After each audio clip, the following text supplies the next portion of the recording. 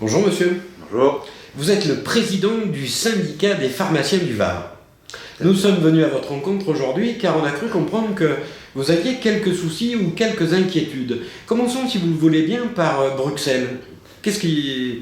Quelle est la nature de vos inquiétudes par rapport à Bruxelles? Alors déjà, un mot sur la date. Ça fait 1 an que la profession de pharmacien a réussi à échapper à la loi de modernisation de l'économie Macron, qui, sous les injonctions de Bruxelles, a voulu déréguler de toutes parts notre profession, à savoir le monopole du médicament, le monopole du capital des pharmacies qui doivent être détenus par les pharmaciens exclusivement, et également la loi de répartition, à savoir une répartition homogène en tout point du territoire français des pharmaciens.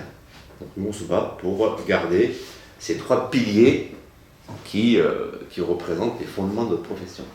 Il y a une autre source d'inquiétude chez vous, c'est l'assurance maladie. Alors, c'est pas une source d'inquiétude, hein, puisque c'est le modèle social français, hein, l'assurance maladie. Et d'ailleurs, aujourd'hui, je crois qu'on fête les 70 ans de la sécurité sociale, donc, qui est créée par Général de Gaulle, hein, donc, qui représente vraiment le modèle français, qui représentait également, c'est-à-dire qu'on cotise selon nos moyens, mais on récolte, entre guillemets, selon nos besoins. Nous, ce qui nous embête, c'est que depuis plusieurs années, et ça s'est vraiment aggravé depuis 3 ans, c'est que les dépenses de médicaments ne représentent que 16% des dépenses, mais on est mis à contribution à plus de 55%, c'est-à-dire que le médicament devient la variable d'ajustement pour essayer de combler le déficit de la sécurité sociale. Et à titre également, il faudrait peut-être voir aussi que la sécurité sociale, c'est aussi doit être également, disons, doit représenter ce qu'est la France. Elle peut pas, un déficit de la sécurité sociale, ça peut pas être positif. On peut pas gagner de l'argent avec la sécurité sociale. Et donc nous, à titre des pharmaciens, c'est que les nouveaux médicaments coûtent de plus en plus cher. Hein. Les nouveaux traitements, par exemple, contre l'hépatite C, vont représenter presque plus d'1,1 milliard d'euros sur une année. Mais il faut bien soigner les gens. Hein. Donc, mais ça, nous, ce qu'on voudrait, c'est que ces médicaments nouveaux très chers n'imputent pas l'enveloppe des médicaments de ville, hein, du pharmacien d'officine de proximité. Alors, on n'a peut-être pas souvent conscience quand on habite dans une grande ville, mais le pharmacien fait partie du tissu social de la vie du village, de la vie du canton. Pour autant, il y a un chiffre qui parle à lui seul, c'est que tous les 2 jours, il y a une officine qui ferme en France. Comment expliquer cette situation-là et comment inverser la courbe, puisque ça a l'air d'être une question récurrente, et comment essayer de recréer, de susciter des vocations? Alors, le problème, c'est que les pharmacies qui ferment, c'est pas les pharmacies qui devraient fermer. C'est-à-dire que c'est les pharmacies, comme vous dites, qui représentent un vrai service de proximité et de compétence à la population. Celles qui ferment, c'est les pharmacies de quartier, défavorisées, hein, les quartiers difficiles, comme on dit. Les officines de campagne qui représentent souvent le dernier professionnel de santé, car les médecins ont disparu, hein, il n'y en a plus. Souvent, il n'y a plus d'infirmiers non plus, donc le pharmacien reste le dernier professionnel de santé, mais dès lors qu'il n'y a plus de prescription, disons, son activité décroît et le pharmacien ne peut plus faire face à ses charges. Donc, et c'est pour ça que la profession milite depuis plusieurs années pour avoir des nouvelles missions, des nouvelles compétences, hein, à savoir les entretiens pharmaceutiques. Là actuellement il y a eu les antivitamines K, les anticoagulants, l'asthme, bientôt le diabète, on parle de la vaccination, trouver des nouvelles missions pour permettre de maintenir les pharmaciens en tout point du territoire. Face à cette situation-là, vous avez un concurrent qui se dessine, c'est la grande distribution. Quelle est l'analyse que vous avez sur cette situation? Alors, l'analyse, elle est très simple, c'est à chacun son métier. Hein, voilà.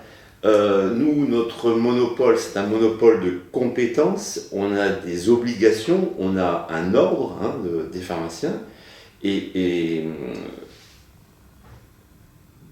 des pharmacies de la grande distribution, si jamais elles viennent à voir le jour, ne seront là que pour un objectif de rentabilité. Voilà.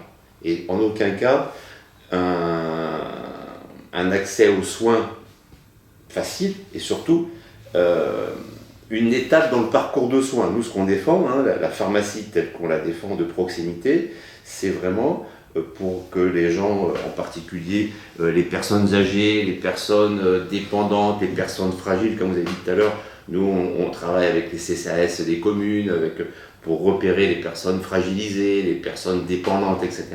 La pharmacie, entre guillemets, de grande distribution, n'a pas du tout ce rôle-là. Voilà. Une dernière question, si vous le permettez. À Toulon, récemment, il y a eu un sujet relayé par des médias nationaux, ou d'une manière peut-être un peu hâtive. On a parlé d'un trafic avec les pharmaciens et les joueurs du RCT.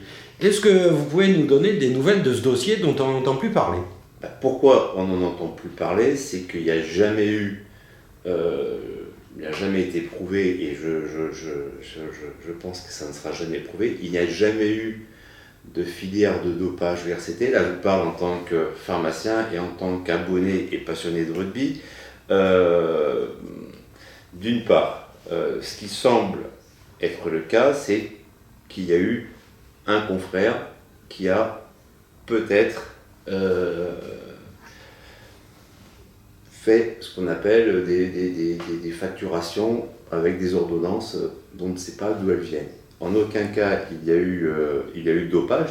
L'Agence française de lutte contre l'antidopage ne s'est plus manifestée, et de toute façon, s'il y a eu tricherie, le confrère devra être sanctionné. Mais à ce jour, rien d'officiel, et il n'y a que... Il y a des plaintes à l'ordre des pharmaciens, il y a deux instructions en cours. Pour l'instant, on attend, hein, mais alors, ce qu'il faut bien rappeler, c'est que ça a été relayé de manière extrêmement rapide et grossière par les médias. Premièrement, même si on pourrait penser que les rugbyman sont des ânes, est-ce que le rugbyman salarié du club de rugby de Toulon, triple champion d'Europe, va aller consulter, va se faire prescrire des produits dopants et va les acheter à la pharmacie du coin avec sa carte vitale et les faire rembourser par la Sécu? Ça me paraît peu probable, hein, voilà, ou alors ils sont vraiment bêtes.